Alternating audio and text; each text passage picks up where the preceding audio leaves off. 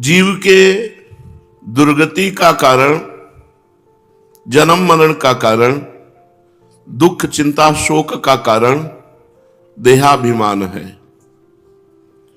जब तक देह भाव देहाभिमान रहता है तब तक जीव को बार बार जन्म मरण रूपी भोग भोगना होता है। ये देहाभिमान ही गलित करने के लिए भगवान की विशुद्ध भक्ति है। जो सच्चिदानंद भगवान के चरणों का दासत्व लेकर उनके नाम का कीर्तन, उनके गुण लीला का कीर्तन, नाम गुण लीला का श्रवण, निरंतर नाम जप, भगवत सेवा, साधु सेवा, भक्तजन सेवा, इसके प्रभाव से अविद्या का नाश होता है। अज्ञान अविद्या, जहां अविद्या नष्ट हुई, स्वरूप बोध हुआ, देहाभिमान पता नहीं कहां गायब हो जाता है। जैसे जगने पर स्वप्न का कोई अस्तित्व नहीं होता, ऐसे ही तत्व ज्ञान होने पर देहाभिमान का कोई अस्तित्व नहीं रह जाता। पर वह ज्ञान भक्ति से प्राप्त होता है। स्वरूपानुसंधान भक्तिरेव गरीयसी, स्वरूपानुसंधान में भक्ति सर्वश्रेष्ठ है।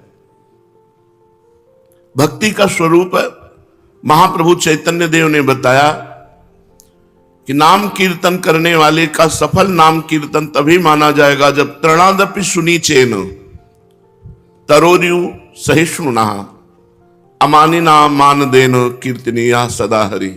लगभग सबको याद होगा, नहीं तो अर्थ तो पता ही होगा, लेकिन आचरण में उतार लेना ही महापुरुषों के उपदेश का फल है। केवल याद करके एक दूसरे को सुना देना नहीं, तृण से भी अपने को नीच कहना है। यहां एक संप्रदाय वाला दूसरे संप्रदाय के वैष्णव को ऐसे देखता है, बड़े हेव भाव बैठे हुए हैं। अमुक संप्रदाय के आचार्य की निंदा, वैष्णवों के प्रति हे भाव, ये क्या भगवत भक्ति का स्वरूप है? सो अनन्य गति जाके असमति न टरे हनुमंत, मैं सेवक सचराचर रूप स्वामी भगवंत। वही अनन्य भक्ति है जिसमें मैं सेवक केवल और चराचर जगत मेरा स्वामी, ये भक्ति का स्वरूप है। उमादे राम चरण रत विगत काम मद को, निज प्रभु में देखें जगत कैसन करें विरोध। सर्वत्र मेरा प्रभु विराजमान है, फिर विरोध किससे करें? हे भाव किसमें लावें? हे भाव तो अपने में लाना। तृणादपि सुनी चेन, इतना नीच हो जाना है कि तृण हमसे श्रेष्ठ है। तरोर्यु सहिष्णुना, वृक्ष के समान सहनशील। अमानिना मान देना, स्वयं अमानी रहकर दूसरों को मान देना। स्वयं मान की चाह ना होना, दूसरों को मान देना। कीर्तनीया सदा हरि, ऐसा संकीर्तन करने वाला भगवान के प्रेम को प्राप्त होता है। ऐसे संकीर्तन करना चाहिए। महाप्रभु ने संकीर्तन करने वालों की कैसी स्थिति होती है यह वर्णन किया। अब संकीर्तन करने का फल क्या है? चेतो दर्पण मार्जनम भव महादावाग्नि निर्वापणम श्रेयः कैरव चंद्रिका वितरणम विद्यावधू जीवनम आनंदाम्बुदिवर्धनम प्रतिपदम पूर्णामृता स्वादनम सर्वात्म स्नपनम परम विजयते श्री कृष्ण संकीर्तनम। महाप्रभु कहते हैं चेतो दर्पण मार्जनम, जब हम भगवान का नाम कीर्तन करते हैं तो अनंत जन्मों से हमारे किए हुए दुराचार दुर्विचार से हमारा चित्त रूपी दर्पण ढक गया है। जिसमें भगवान का साक्षात्कार होना है वो दर्पण ही ढक गया है। मल से ढक गया है। गीता जी में कहा गया है 3 प्रकार से हमारा ज्ञान ढका हुआ है। एक तो जैसे दर्पण में मैल जमा हो जाए तो हमें स्वरूप न दिखाई दे, एक जैसे धुएं से अग्नि ढक जाए तो धुआं धुआं ही दिखाई दे रहा है लेकिन उसमें अग्नि है, और एक जैसे जेर से ढका हुआ गर्भ। 3 प्रकार से ज्ञान ढक जाता है। तीनों प्रकार के अज्ञान का नाश नाम संकीर्तन से हो जाता है। चित्त रूपी दर्पण का मार्जन, अनंत जन्मों की दुर्वासनाएं, दुर्वासना मम सदा परिकर्षयंती, जैसे समुद्र में तरंगे ऐसे चित्त में वृत्तियां उदय होती है। वो चित्त वृत्ति भगवदाकार हो जाए, कृष्णाकार हो जाए, ये क्षमता भगवान के नाम जप में, नाम संकीर्तन में है। ये पूरे चित्त की दुर्वासना का मार्जन कर देते हैं।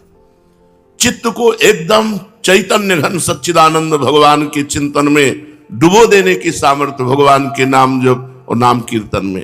ये जो मलिनता है, ये जो दुर्वासना है, इसको धो बहाता है भगवान का नाम संकीर्तन। चेतो दर्पण मार्जनम भाव महादावाग्नि निर्वापणम।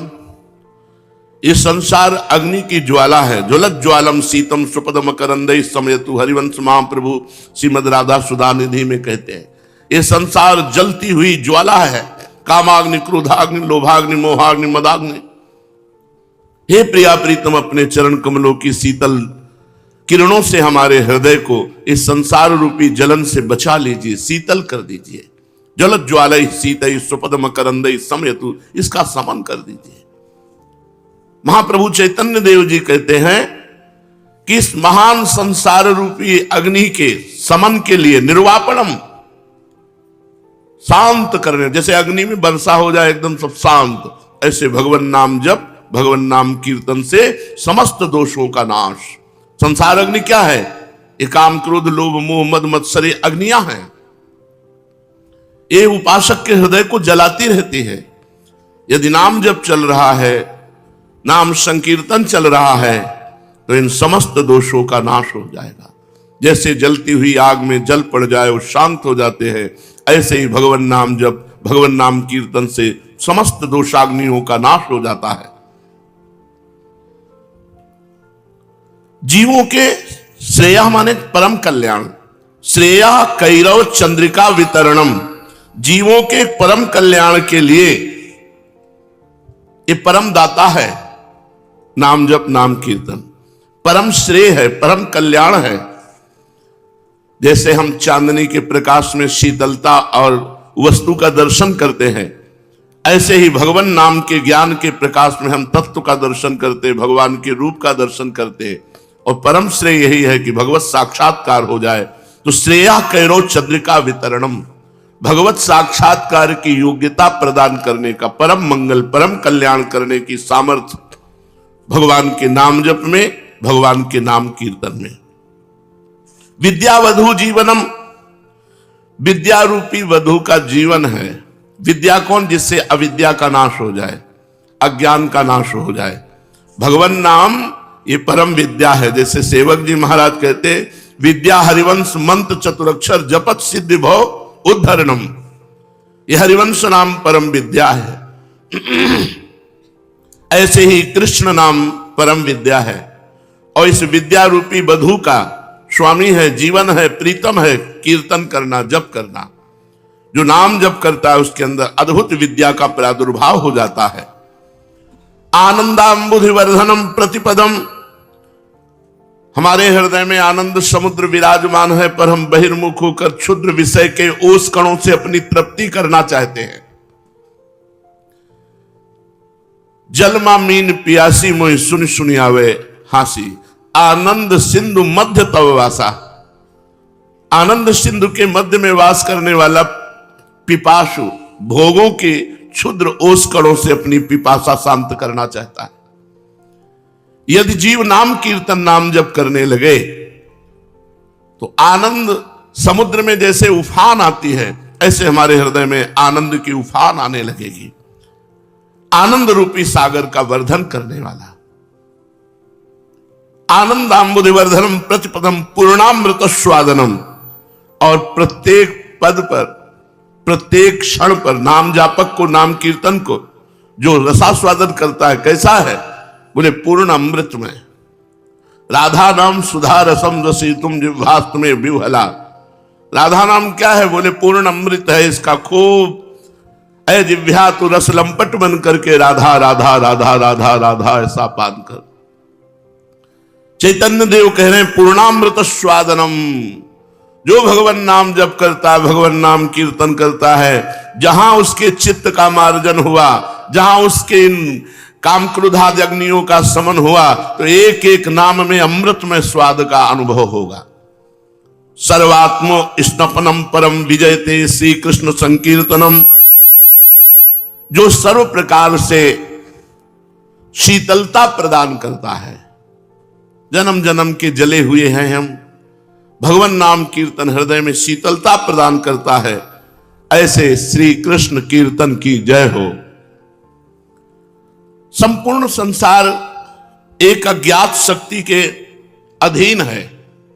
कुछ भी सोचो, तुम्हारी हर सोच को धूल धूसरित कर देने वाला काल समर्थ सतर्क सावधान है।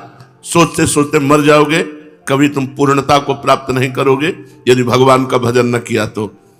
ये कर ले, ये कर ले, ये पा ले, ऐसा हो जाए, वैसा हो जाए, मरोगे। जब मरना है तो अधूरा होके नहीं, पूरा होके मरना है। पूरा क्या है? अब कछुनाथ न चाहिए मोरे, दीन दयाल अनुग्रह तोरे। हो गया नाथ, पूरा जीवन हो गया, जन्म के जन्म हो गए भटकते हुए। अब नहीं चाहिए ये संसार, अब आप चाहिए प्रभु। अब कछुनाथ न चाहिए, अब मुझे कुछ नहीं चाहिए। पूर्ण होके मरो। ये चाह वो चाह, इतना हो जाए उतना हो जाए। काल भगवान सतर्क तुम्हारे समस्त मनोरथों पे पानी फेरने के लिए और सावधान है। एक तमाचा काल का लगा, सब बिखर गई कामनाएं। इसलिए परम शीतल भगवान नाम का निरंतर जप, भगवान नाम कीर्तन। जीव की स्थिति सुख में है। ईश्वर अंश जीव अविनाशी, चेतन अमल सहज सुख राशि। जीव क्या है? सुख स्वरूप है। वो अपने सुख स्वरूप को भूल करके दुखालयम, जिसे संसार को भगवान ने कहा अशाश्वतम, नाशवान, दुखमय है, ये वहां सुख खोज रहा है। एक व्यक्ति के पास हजारों करोड़ की संख्या में धन है, बावरा है, वो पागल है धन में।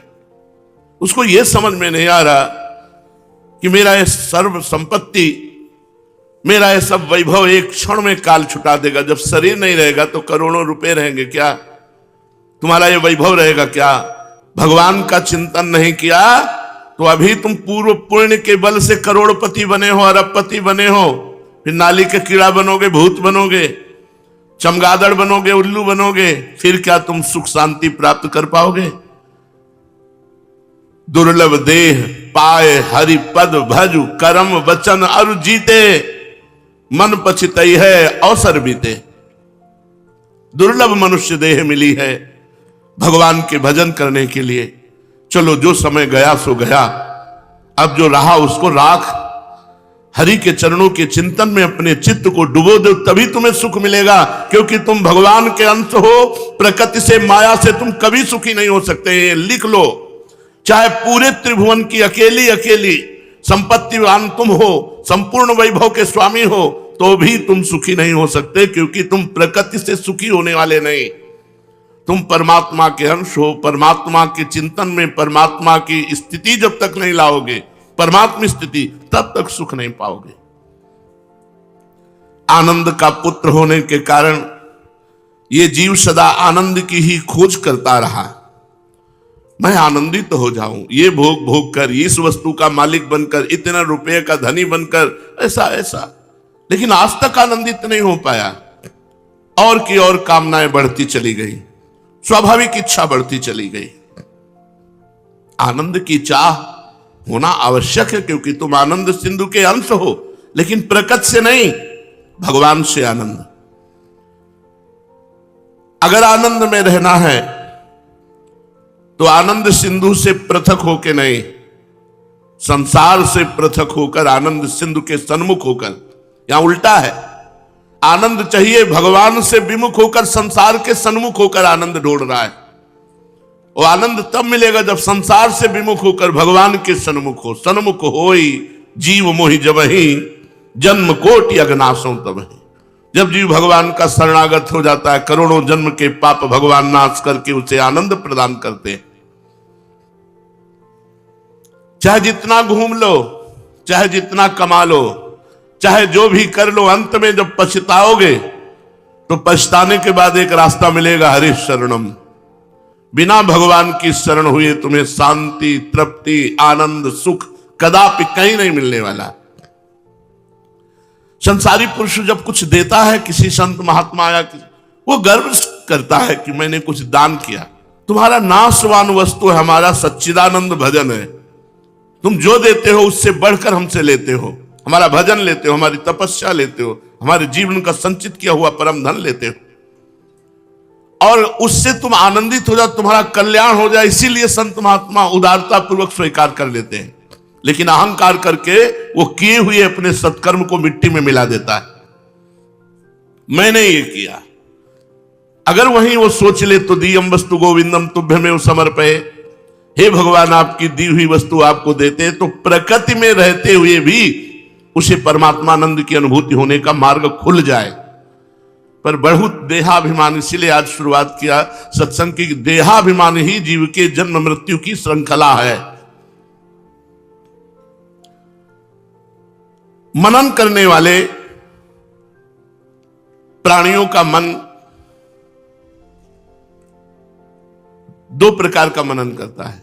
सब प्राणी मनन करते हैं, एक विषयों का मनन करता है और एक भगवान का मनन करता है। विषयों का मनन करने वाला दुर्गति को प्राप्त होता है, और भगवान का निरंतर मनन करने वाला भगवत प्राप्ति होती है, उसे परम पद का अधिकारी होता है। सोचना चाहिए कि सर्वत्र कोई है एक परमात्मा जो समस्त जीवों की गति का निरीक्षण करता है, उनके कर्मों का फल देता है, सब जीवों के ऊपर जो शासन करता है। इसीलिए उसका एक नाम ईश्वर है। जीव का मुख्य लक्ष्य है ईश्वर को रिझा लेना, ईश्वर को प्रसन्न कर लेना। नाम कीर्तन करते हैं, नाम जब करते हैं मानो हम उन्हें पुकार रहे, राधा राधा राधा। हम पुकार रहे, प्रभु हमारी पुकार सुनकर आप प्रसन्न हो जाओ। रो रो के पुकार रहे, हे दीनानाथ, हे दीन बंधु, हे पतित पावन, न जाने कितने कितने अपराध किए, पाप किए, स्वामी अब कृपा करके क्षमा कर दो और ये अद्भुत मनुष्य जीवन सार्थक कर दो, आपकी प्राप्ति हो जाए।